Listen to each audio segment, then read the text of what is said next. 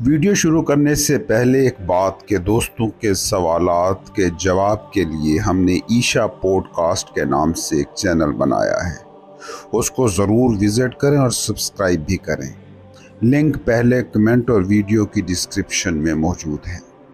اس کے علاوہ audio books کے لیے چینل ہم نے الگ کر دیا ہے جس کا نام عیشا بکس ہے، اور مثنوی کے لیے ہم نے الگ چینل مختص کیا ہے جس کا نام ہے مسٹک رومی۔ ان چینلز کے لنک بھی ویڈیو کی ڈسکرپشن اور پہلے کمنٹ میں موجود ہیں۔ ضرور وزٹ اور سبسکرائب کریں۔ آئیے اب چلتے ہیں آج کی ویڈیو کی طرف۔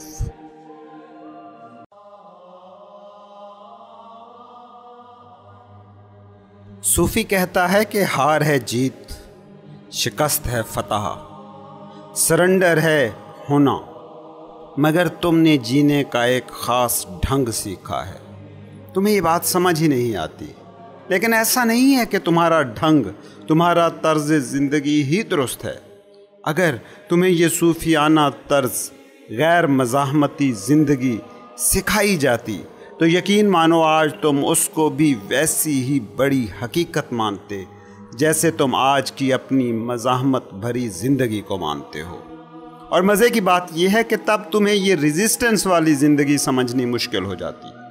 بات یہ نہیں کہ جس طرز سے انسان نے جینا سیکھ لیا ہے، جینے کا بس وہی طرز ہے۔ اس میں اہم اور بنیاد طرز حیات نہیں، اہم وہ سیکھ ہے جو تم لوگوں کو ملی ہے۔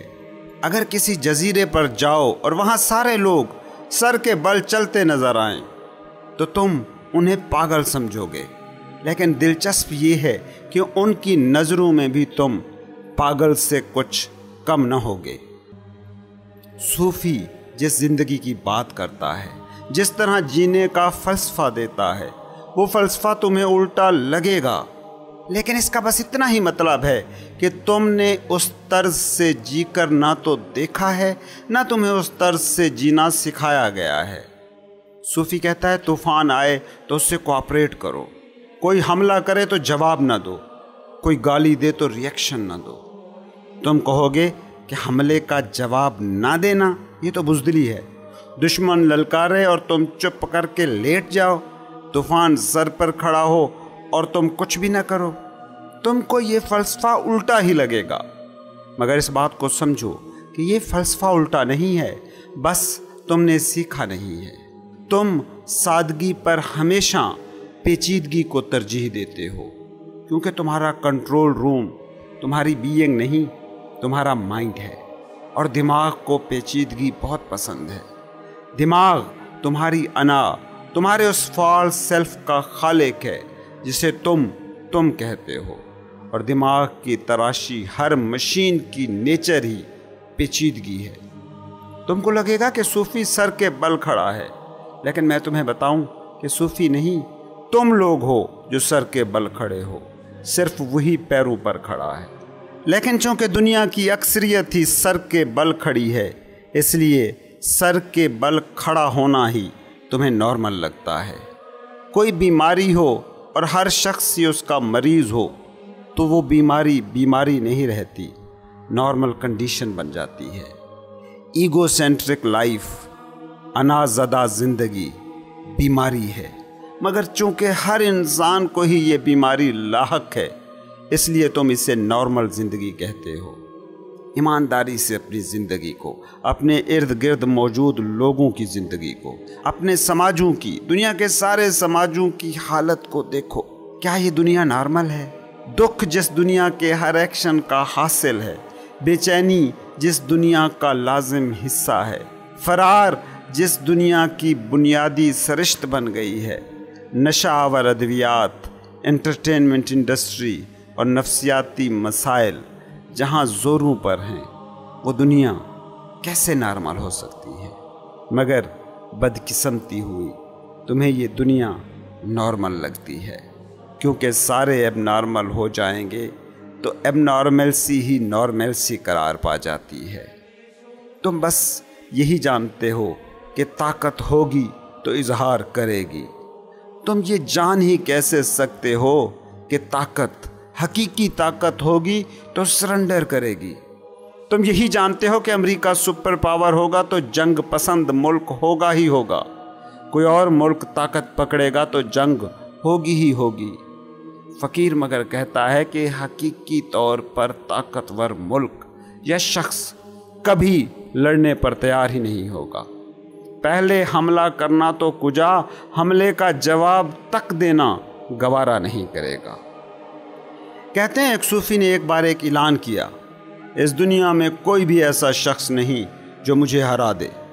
यह ऐलान एक पहलवान ने सुना तो उसे बड़ा गुस्सा आया। उसने सूफ़ी को चैलेंज भेजा, मैं तुम्हें हराऊंगा। दंगल के दिन का ऐलान हो गया। सूफ़ी भी आ गया और इलाके का सबसे बड़ा पहलवान भी। लड़ाई शुरू हुई तो सूफ़ी खुद जाकर चित लेट गया और पहलवान को कहा, भाई तू ऊपर बैठ जा, तू जीत जा। पहलवान तो हैरान, उसने कहा ये क्या फ़ाइट हुई? इस बात को समझो, तुम कैसे हार सकते हो जब तुम लड़ने पर ही तैयार नहीं हो। हारने का कुछ भी ताल्लुक़ कमज़ोरी से नहीं है, नाकामी का कोई भी ताल्लुक़ मौक़े की कमी से नहीं है। हारने का ताल्लुक़ लड़ने की ख्वाहिश से है। नाकामी कामयाबी की तमन्ना का हतमी नतीजा है। तुम इस कायनात की सबसे बड़ी ताकत किसे कहते हो? खुदा को ही ना, चाहे ज़बानी कलामी ही सही, मगर कहते तो उसी को हो। इस दुनिया में कितनी बड़ी तादाद में ऐसे इंतहा पसंद मुल्हिद एथीस्ट हैं जो खुदा को गालियां दे रहे हैं। कभी जवाब में खुदा ने इन्हें कुछ कहा? वो चुप है। क्यों? मुल्हिद उसे कहता है कि तुम नहीं हो, वो उससे भी कोऑपरेट कर जाता है और कहता है हाँ मैं नहीं हूँ। मजहबी कहता है कि तुम हो, वो उससे भी कोऑपरेट कर जाता है और कहता है हाँ मैं हूँ। याद रखो, जितनी ताकत बड़ी होगी उतनी ही मज़ाहमत कम से कम होगी, और जिस मकाम पर मज़ाहमत बिल्कुल ही ख़त्म हो जाए उस मकाम पर इंसान खुदा के साथ एक हो जाता है। तुमने मगर अपनी ज़िंदगी की जो तरतीब बनाई है उसमें सरेंडर ताकत नहीं कमज़ोरी दिखाई देती है, क्योंकि तुम अना के पॉइंट से ज़िंदगी को परसीव करते हो। अना जो खुद शराब है वो तुम्हें हकीकत कैसे दिखाएगी? वो तो तुम्हें शराबों ही में भटकाएगी। अना शोहरत पर जीती है, ताकत पर जीती है, कंपटीशन पे जीती है। अना ब्लेम, इल्ज़ाम तराशी पसंद करती है। अना को अपने दुरुस्त दूसरे के गलत साबित होने पर अपना इन्हिसार रखना पड़ता है। अना के मौजूद होने का यही ढंग है, उसकी फंक्शनिंग का तरीका यही है, उसके होने का तर्ज यही है। तुमने मगर इसी फॉल्स सेल्फ को, इसी अना को अपना होना मान लिया है। फिर अगर ज़िंदगी दुखी है, मुकाबला अगर तुम्हारी कमर तोड़े जा रहा है, शोहरत दौलत की अंधी दौड़ अगर तुम्हें थकाए भटकाए जा रही है, तो हैरत काहे की। लेकिन अगर तुम सरेंडर को कमज़ोरी नहीं ताकत मान लेते, सूफ़ी की बात मान जाते, तर्क मज़ाहमत को एबनॉर्मल नहीं नॉर्मल रवैया बना लेते, तो तुम्हारे होने का ढंग ही कुछ और होता, दुनिया के होने का ढंग ही कुछ और होता। तुम तो माफ़ भी करो तो इस वजह से नहीं करते कि माफ़ करना ताकत है, बल्कि तुम माफ़ करते हो उस वक्त जब सामने वाले से बदला लेने की सलाहियत खुद में नहीं पाते। एक क्लासरूम में एक उस्ताद बच्चों को सिखा रहा था, बेटा दरगुजर करना, माफ़ कर देना बड़ी नेकी है। जब उसने पढ़ा लिया और लड़कों के साथ सवाल जवाब का एक सेशन रखा ताकि ये जान पाए कि आज का सबक बच्चों को समझ में आया या नहीं, उस्ताद ने एक लड़के को उठाया और पूछा, अच्छा फ़र्ज़ करो कोई तुम्हें मुक्का मार देता है तो तुम क्या करोगे? क्या तुम उसे माफ़ कर सकते हो? लड़के ने जो जवाब दिया उस पर हंसने से पहले ये ज़रूर सोचना कि सब यही करते हो। लड़के ने जवाब में कहा, जी बिल्कुल माफ़ तो कर सकता हूँ अगर वो मुझसे बड़ा हो तो। तुम लोगों का सरेंडर उस बच्चे जैसा है, माफ़ तो कर सकता हूँ अगर वो मुझसे बड़ा हो, मुझसे छोटा हो तो फिर माफ़ करना बड़ा मुश्किल है। तुम्हारी नफ्सियात ऐसी ही है, जिसको तुम दबा सकते हो दबा लेते हो, جس کو ستا سکتے ہو ستا لیتے ہو، جس کو چوٹ پہنچا سکتے ہو پہنچا لیتے ہو، ہاں جسے چوٹ نہیں پہنچا سکتے، جسے ستا نہیں سکتے، تو تب تم بڑے آدرشوں، بڑے آئیڈیلز، بڑے تصورات کی بات کرتے ہو۔ فقیر کی بات مگر اس سے بالکل الٹ ہے۔ فقیر کہتا ہے کہ تمہارے اندر وہ مقام ہی نہ رہ جائے جو یہ سوچتا ہے کہ یہ کمزور ہے، یہ طاقتور، یہ الجھن ہی نہ آئے کہ اس صورتحال میں کیا کیا جائے۔ فقیر وہ ہوتا ہے کہ جسے کوئی بچہ آ کر تھپڑ مار دے تو اسے بھی جواب نہ دے گا، اور کوئی بادشاہ آ کر اسے بے عزت کر دے تو اسے بھی جواب نہ دے گا۔ سرنڈر کوئی ایک لمحے کا کیا ایکٹ نہیں، سرنڈر کسی خاص سچویشن میں تمہارا ریئیکشن نہیں، سرنڈر تو وے آف بینگ ہے، سرنڈر ہونے کا ایک ڈھنگ ہے، سرنڈر کائنات میں بہہ رہی زندگی کے ساتھ ایک ہو جانے کا نام ہے۔ تم 7 دن کے لیے خود کے ساتھ ایک تجربہ کرو، اگلے 7 دن جو بھی کچھ ہو اس کو پی جاؤ، کوئی ریزسٹنس نہیں، دل میں دبانا نہیں ہے، پی جانا ہے۔ ایسا نہ ہو کہ اچھا یہ 7 دن گزر جائیں پھر دیکھوں گا میں اسے۔ ان 7 دنوں میں کوئی ریئیکشن نہیں دینا، کوئی مزاحمت نہیں کرنی، سرنڈر کرنا ہے، اور مکمل سرنڈر، کوئی مزاحمت نہیں، اور مزاحمت بھی ایسے نہیں کہ دبانا نہیں، کچھ بھی ہو اس کو پی جانا ہے۔ اس 7 دن کے تجربے میں ہی تمہارے اندر اتنی انرجی سٹور ہو جائے گی کہ تم جس کا اندازہ بھی نہیں لگا سکتے۔ اس وقت تم لوگوں کے ساتھ یہ ہو رہا ہے کہ اپنی انرجی بات بے بات ہر بات پر منتشر کر رہے ہو۔ سڑک سے گزر رہے ہو، کوئی بچہ کھڑا ہے اور وہ ایسے ہی مسکرا دے تو تمہارے اندر غصہ بھر جاتا ہے، ذہن مزاحمت سے بھر جاتا ہے۔ ایک صوفی فقیر تھا، ایک بار ایک گاؤں سے گزر رہا تھا، کسی نے پیچھے سے حملہ کر دیا، ایک ڈنڈا اس کی پیٹھ پر زور سے دے مارا، مگر صوفی نے پیچھے مڑ کر دیکھنے تک کا تکلف نہ کیا۔ حملہ کرنے والا پریشان، یہ کیا، اس شخص نے تو پیچھے مڑ کر یہ تک نہیں دیکھا کہ اس کو مارا کس نے ہے۔ حملہ اس نے کیا تھا مگر انا بھی اسی کی ہی مجروح ہو رہی تھی۔ وہ تھوڑی دیر کھڑا رہا اور صوفی آگے ہی آگے بڑھتا گیا۔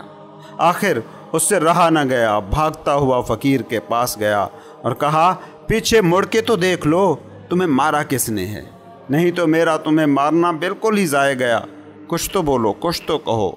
فقیر نے کہا، کیا فائدہ ہے پیچھے مڑنے کا، اور کیا مقصد ہے کچھ بولنے کا، کبھی بھول چوک سے اپنا ہی ناخن چبھ جاتا ہے تو کیا بولتے ہیں اس پر، کبھی غلطی سے گر جاتے ہیں، گھٹنا ٹوٹ جاتا ہے، کیا کہتے ہیں خود کو، کبھی کھانا کھاتے ہوئے اپنی ہی زبان دانتوں کے بیچ میں آ جاتی ہے، کون سا خود پہ غصہ ہوتے ہیں۔ صوفی فقیر نے اس شخص کو کہا، ایک بار میں دریا میں کشتی پر سوار جا رہا تھا، ایک خالی ناؤ آ کر میری ناؤ سے ٹکرا گئی، ملاح اس میں تھا ہی نہیں، اب میں کس سے لڑتا۔ اس دن میں نے ایک بات سمجھی، خالی ناؤ کو کچھ نہیں کہا تو ملاح بھی بیٹھا ہو تو کیا فرق پڑتا ہے۔ تم نے اپنا کام کر لیا، اب تم جاؤ، مجھے میرا کام کرنے دو۔ دوسرے دن وہ آدمی پھر لوٹ آیا، پریشان حال، کہنے لگا، تم کیسے آدمی ہو، میں رات بھر سو نہیں پایا، پلیز کچھ تو کرو، کچھ تو کہو تاکہ میں بے فکر ہو سکوں، تاکہ میں سکون سے سو سکوں۔ تم لوگ اپنی زندگیوں کو غور سے دیکھو، تم جواب کے انتظار میں ایکشن کرتے ہو، جب گالی کسی کو دیتے ہو تو یہ دل میں مان رہے ہوتے ہو کہ گالی لوٹے گی، اور گالی لوٹ آئے تو سب نارمل لگتا ہے، نہ لوٹے تب بے چینی ہوتی ہے۔ کسی کو پیار کرتے ہو یہ سوچ کر چلتے ہو کہ بدلے میں پیار ملے گا، نہ ملے تو بے چینی ہوتی ہے۔ تم لوگوں کے لین دین کے سکے ہیں جو طے ہیں، فکس ہیں۔ فقیر کیا کہتا ہے؟ فقیر کہتا ہے، ان سکوں کو بدل ڈالو، اندر سے بالکل ایمپٹی ہو جاؤ، کوشش کو بیچ سے ہٹا دو اور جو ہوتا ہے وہ ہونے دو۔ مگر اس پر تو تم کہو گے کہ نہیں، ایسے تو ہم مر جائیں گے، بیماری آ جائے گی، کوئی لوٹ لے گا، سب برباد ہی ہو جائے گا۔ تم 1000 دلیلیں لے آؤ گے، مگر ان دلیلوں کی اوقات کیا ہے؟ तुम जिन चीज़ों को बचाने के लिए दलीलें ला रहे हो, क्या उनमें से कोई एक भी चीज़ ऐसी है जिसे तुम बचा सकते हो? सभी छूट जाता है, न मौत रुकती है न बीमारी रुकती है, कुछ भी नहीं रुकता, सभी मिट के रहता है। और मज़े की बात यह है कि सबको बचाने की फ़िक्र में हम उस चीज़ को पाने से रह जाते हैं जो मिल जाता तो कभी ना मिटता। तुम एक बार 7 रोज़ का ये तजर्बा करके देखो। मेरी नज़र में इबादत यही है, मराकबा यही है। खुदा को पूजते हो ना, तो इससे बड़ी पूजा क्या होगी कि जो कुछ भी हो रहा है और तुम्हारे मुताबिक सब खुदा की मर्ज़ी से हो रहा है, तो इसको होने दो, मज़ाहमत ना करो। उसकी मर्ज़ी में राज़ी हो जाने से बड़ी इबादत और भला क्या होगी? सूफ़ी से पूछो इबादत क्या है, वो कहेगा वो शख्स आबिद है, इबादत गुजार है, जिसने कोशिश छोड़ दी, जिसने सरेंडर ही कर दिया, जिसने मज़ाहमत तर्क कर दी, जिसने माबूद की मर्ज़ी के आगे अपनी मर्ज़ी मिटा दी, जो कायनात के साथ महवे जंग नहीं हमराही है। वो है मुसाफिर हकीकत, वो है सालिक जो कहता है मैं किसी जगह से, किसी चीज़ से, किसी रिश्ते से, नफ़रत से या मोहब्बत से बंधा नहीं, जुड़ा नहीं, नथी नहीं, आइडेंटिफाइड नहीं, जो कहता है हवाएं मुझे जहाँ ले जाएं चला जाऊँगा, मेरी ख्वाहिश ऐसी कोई नहीं कि ऐसा हो जाएगा तो मैं उस पर खुश हूँगा। वो है असल इबादत गुजार जो कहता है कि ऐसी कोई मंजिल नहीं जहाँ मुझे पहुँचना है, जहाँ मैं पहुँच जाऊँ वही मेरी मंजिल। ये शख्स है सूफ़ी और ऐसे तसव्वुफ़ में ज़िंदगी के ख़जाने की चाबी है। सूफ़ी, मुर्शिद, गुरु, भिक्षुओं की तरबियत गाहों को जाकर कभी देखना। वो अपने मुरीदों के लिए जो उसूल बनाते हैं उनमें मरकज़ी नुक्ता यही होता है कि वो उनके जिस्म को मजबूत करते हैं, हड्डियों को ताकतवर करते हैं, मगर उनके बातिन को रेजिस्टेंस से खाली करते हैं, उनकी कुव्वत इरादी को कमज़ोर करते हैं, उनकी विल पावर को तोड़ते हैं। ये सूफ़ी योगी जो रियाजतें और वर्जिशें करते हैं, ये हड्डियों को मजबूत करने का ही अमल है। ताकतवर जिस्म ही अंदर के दुश्मन को पछाड़ सकता है। जैसे ही कोई शख्स इस मकाम तक पहुंच जाता है, वो दुनिया को नए ही ढंग से देखता है। इस दुनिया के काम करने का अंदाज आपसे अलग कोई हकीकत नहीं है। ये दुनिया बिल्कुल वैसे काम करती है जैसे आप इसे देखते हैं या देखना चाहते हैं। मिसाल से समझो, अगर किसी शख्स ने या कह लें किसी मुल्क ने तय कर लिया है कि वो अलर्ट रहेगा, हर हमले का दिफा करेगा, उसका जवाब देने के लिए तैयार रहेगा, तो ऐसा शख्स या ऐसा मुल्क खुद कोई ना कोई दुश्मन खोज लेगा। ऐसा नहीं कि दुनिया उनकी दुश्मन है, ऐसा है कि दुनिया उनके मुताबिक रिस्पॉन्स कर रही है। ये कायनात बहुत बड़ी है, इतनी बड़ी कि हर आदमी की ज़रूरत पूरी कर देती है। कोई दुश्मन ढूंढने निकले या दोस्त, दौलत ढूंढने निकले या शोहरत, भोग ढूंढने निकले या जोग, सब की ज़रूरतें ये कायनात पूरी कर देती है। अगर आप असले का ढेर जमा करके बैठे हैं, बंदूकें संभाल रखी हैं, एटम बम के ढेर लगा के बैठे हैं और आपको एक अदद दुश्मन चाहिए, तो यकीन मानिए आप उस दुश्मन को ढूंढ निकालेंगे। ऐसा नहीं कि वो दुश्मन है, उसे आपकी ख्वाहिश ने तख्लीक किया है। ये खोज पता है कैसी है? तुमको कभी पैर पर चोट लग जाए तो बार बार ऐसा लगता है कि वही जगह दुख रही है जो पहले से दुखी हुई है। तुम सोचते भी होगे कि आखिर क्या वजह है, इतना बड़ा जिस्म है, कहीं चोट नहीं लग रही, लग वहीं रही है जहां पहले ही जख्म है। बात यह है कि चोट तो रोज़ वहीं लगती थी, पता नहीं चलती थी। आज पैर जख्मी है इसलिए पता लग रहा है। आपका वही हिस्सा हसास है इसीलिए पता चल रहा है। जिस्म के किसी भी दूसरे हिस्से पर उतनी ही चोटें लग रही हैं, मगर उनका पता नहीं चलता क्योंकि वो हसास नहीं है। हम जिस चीज़ के लिए हसास हो जाते हैं, सेंसिटिव हो जाते हैं, वो चीज़ ही हमें पता चलती है। अगर हम कोशिश और जंग के हवाले से हसास हैं और सोच ऐसी है कि ज़िंदगी एक जंग है जिसे लड़ना है, तो फिर रोज़ ही हम उन लोगों को खोज निकालेंगे جو دشمن لگیں گے، ان سچویشنز کو ڈھونڈ نکالیں گے جو کوشش اور مقابلے کا موقع دیں گی۔ تصوف زندگی اور دنیا کو دیکھنے کا دوسرا زاویہ دیتا ہے، دوسری قسم کی حساسیت کی بات کرتا ہے۔ تصوف کہتا ہے کہ عدم مقابلے کو، دوستی کو، محبت کو، سرنڈر کو، ایکسیپٹنس کو کھوجو۔ جو انسان اس ڈھنگ سے اپنی تلاش کرے گا اسے دوست ملیں گے، قبول کرنے والے ملیں گے، پیار کرنے والے ملیں گے۔ جب آپ اس ڈھنگ سے تلاش کرو گے تو اس کائنات، زندگی، حیات کی ساری انواع اور انسانوں میں پیار، آسانی، عدم مقابلے کو کھوجنا شروع کر دیں گے۔ اور کائنات کی فطرت یہ ہے کہ جو تم کھوجتے ہو وہی تمہیں مل جاتا ہے۔ یا دوسرے لفظوں میں سے کہوں تو یوں ہے کہ جو بھی ہمیں ملتا ہے وہ ہماری اپنی ہی کھوج ہے، ہماری اپنی ہی تلاش۔ ایک بات جان لو، زندگی میں جو بھی تمہیں ملتا ہے وہ تم نے کھوجا ہوتا ہے۔ اس لیے جب بھی کچھ تمہیں ملے تو سمجھ لینا وہ تمہاری ہی کھوج تھی۔ اگر غم ملا ہے تو تمہاری ہی کھوج، اگر خوشی ملی ہے تو تمہاری ہی تلاش، اگر کامیابی ملی ہے تو تمہاری ہی جستجو، اگر ناکامی ملی ہے تو تمہاری ہی تلاش، اگر دشمن ملے ہیں تو تم نے ڈھونڈے ہیں، اگر دوست ملے ہیں تو تمہاری ہی تمنا۔ لیکن مجھے پتہ ہے یہ بات تم سمجھو گے نہیں، کیونکہ تمہارا مائنڈ سیٹ یہ ہے کہ دشمن ملے تو کہتے ہو ہماری کہاں تھی یہ کھوج، دشمن تھا اس لیے مل گیا۔ نہیں، دشمن تمہیں ملا کیونکہ تم تیار تھے دشمنی کے لیے، دشمن سے لڑنے کے لیے۔ چھوٹے سے بچوں کو سکول چھوڑ کے آتے ہو اور انہیں بتا کے آتے ہو کہ سب سے زیادہ نمبر لینا، سب سے آگے رہنا، سب کو ہرانا۔ یہی بچے ہار کی تلاش میں نکلتے ہیں اور پھر ہار بھی جاتے ہیں۔ بچوں کو ماں باپ بیٹھے نصیحت کر رہے ہوتے ہیں، یہ پڑھو، اس سے ڈاکٹر بن جاؤ گے، انجینئر بن جاؤ گے۔ یعنی جو اب کر رہے ہو وہ اب کے لیے نہیں ہے بلکہ آنے والے کسی کل کے لیے ہے۔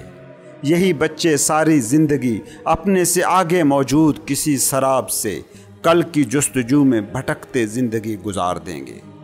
تم لوگ اس دور میں جی رہے ہو جسے کانفلکٹ کی صدی کہتے ہیں۔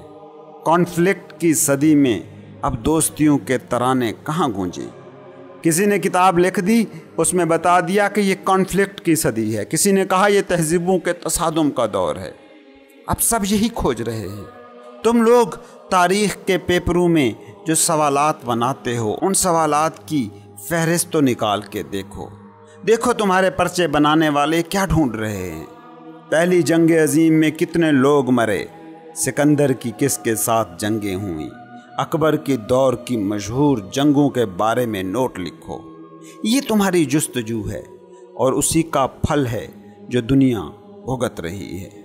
عراق، افغانستان، کشمیر، شام اور کتنی ہی ایسی جگہوں پہ جو ہو رہا ہے یہی ہونا تھا، یہی تو تم نے تاریخ میں ڈھونڈا تھا۔ تاریخ ویسے ہی تمہارے سامنے کھڑی ہے۔ یاد رکھو، دو قسم کی مکھیاں ہوتی ہیں، شہد کی مکھی اور عام مکھی۔ عام مکھی کو تم پھول کے باغ میں چھوڑاؤ وہ کوڑا ڈھونڈ لے گی، اور شہد کی مکھی کو کوڑے کے ڈھیر پر چھوڑاؤ وہاں بھی وہ کوئی پھول ڈھونڈ نکالے گی۔ کیا اسے کوڑا اس لیے ملا کہ کوڑا تھا؟ نہیں، کوڑا اسے اس لیے ملا کیونکہ اسے کوڑے کی ہی تلاش تھی۔ شہد کی مکھی کو کیا پھول اس لیے ملا کہ وہاں پھول تھا؟ نہیں، اسے کوڑے میں سے بھی پھول مل گیا اس لیے کیونکہ اس کی جستجو پھول تھی۔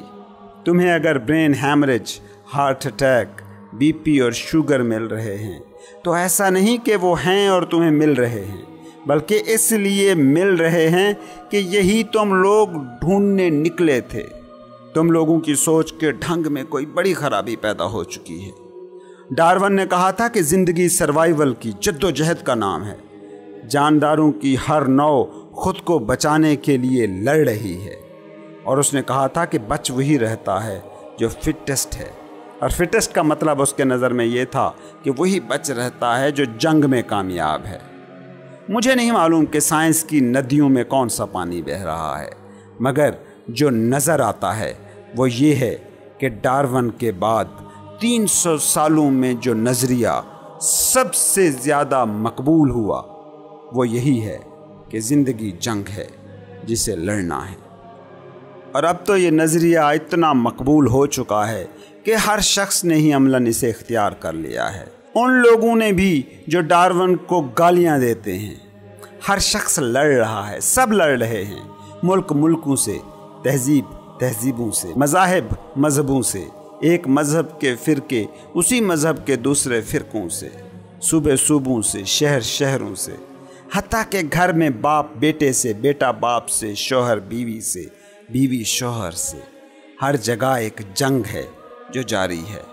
ہم یہ جنگ اس لیے نہیں لڑ رہے کہ ہمیں یہ ملی ہے اور لڑنی ہی ہے، ہم اس لیے یہ جنگ لڑ رہے ہیں کیونکہ ہم نے یہ ڈھونڈی ہے، ہم نے اسے چنا ہے۔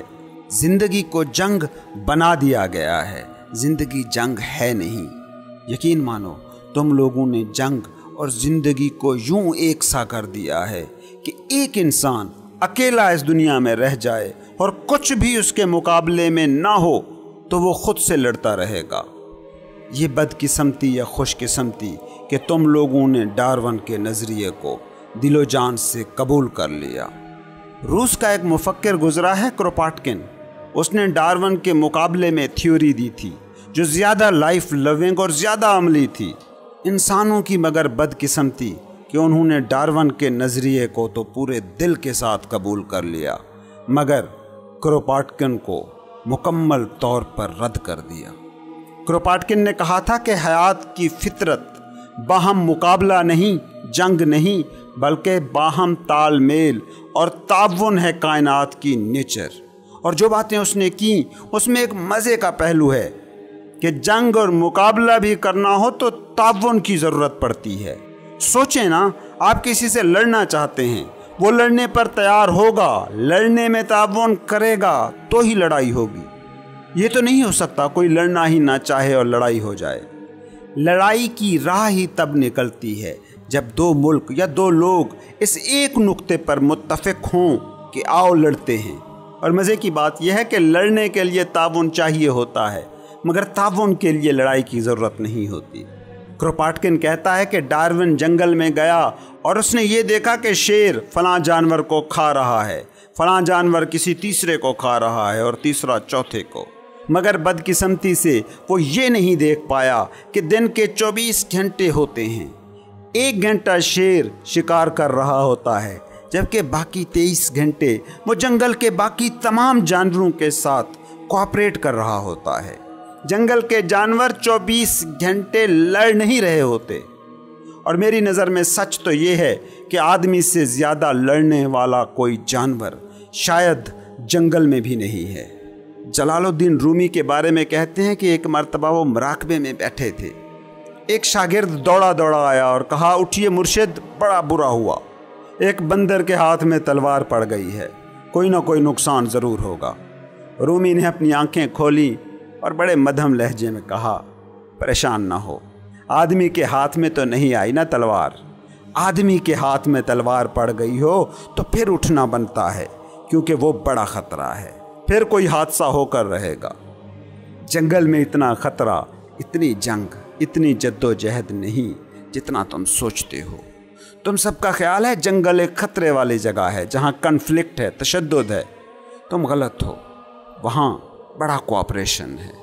ہاں، آدمی نے جو جنگل بنایا ہے، جسے تم تہذیب کہتے ہو، جسے تم سماج کہتے ہو، وہ نری جنگ ہے، وہ زیادہ خطرناک جنگل ہے، اس میں زیادہ تشدد ہے، اس میں زیادہ جد و جہد ہے، مگر دکھائی نہیں دیتا۔ تمام وقت انسان ایک دوسرے کی دشمنی میں جل بھن رہے ہیں اور ایک گھنونا جال ہے جو پھیلا ہوا ہے۔ کروپاٹکن یہی کہہ رہا تھا۔ صوفیوں نے اسی بات کو کسی اور ڈھنگ سے کہا، انہوں نے زیادہ گہرائی میں جا کر یہ تصور دیا تھا۔ صوفی سے کہتے ہیں کوآپریشن، باہمی تعاون، مگر کوآپریٹ وہی لوگ کر سکتے ہیں جن میں قوت ارادی کمزور ہو۔ مقابلہ، پچھاڑنا، لڑنا، جیتنا، آگے نکلنا، یہ کام وہ کرتے ہیں جن کے اندر ول پاور طاقتور ہوتی ہے۔ تم لوگوں کا جو لائف سٹائل ہے، جو طرز حیات ہے، وہ لمبا ہے، نسلوں پر پھیلا ہے۔ یہ طرز جدوجہد کا طرز ہے، جنگ کا طرز ہے، مقابلے کا، آگے نکلنے کا، جیتنے کا طرز ہے۔ یہ عدم تعاون کا طرز ہے۔ اس طرز حیات میں تعاون اور کوآپریشن کی کوئی بجلی چمک بھی جائے تو کتنی دیر تک تمہاری راہ کو روشن کرے گی؟ جب تک تعاون، عدم مزاحمت اور سرنڈر کو بھی اپنے تجربے کا تم حصہ نہیں بناتے، جب تک سرنڈر کو بھی اتنا توانا نہیں کر لیتے جتنی مزاحمت طاقتور ہے، تو صوفیوں کی باتیں تمہیں ایسے ہی بکواس نظر آتی رہیں گی۔